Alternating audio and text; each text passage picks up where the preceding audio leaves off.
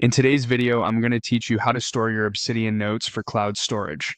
By the end, you'll have Obsidian set up so your notes are ready to live safely in the cloud, and you'll also streamline capturing reading notes so everything stays in one place and syncs cleanly. Start by opening Obsidian on your computer and make sure the vault you want to sync is open.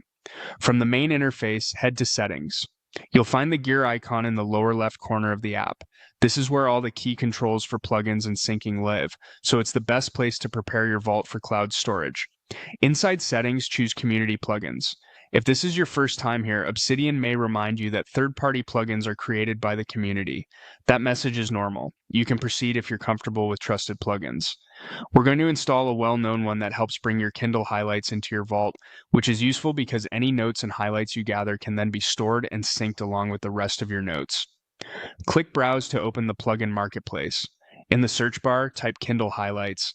You should see a plugin specifically designed to import your Kindle highlights into Obsidian, organizing them as notes you can reference, tag, and link.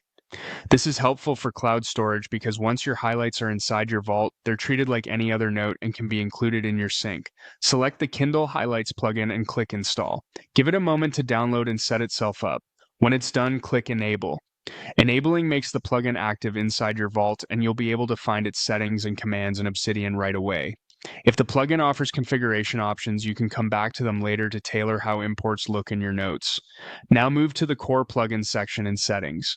Core plugins are built directly into Obsidian, and this is where you'll find the tools related to syncing and storage that matter for the cloud. Look for Sync. Opening Sync shows you Obsidian's native syncing feature, which securely syncs your vault across devices. If you use Obsidian's sync service, this is where you'll connect and manage it for the vault you have open. You can review options like choosing what to sync and how conflicts are handled, and you'll see indicators for connection status. If you already have access to the service, this is the hub where everything is controlled.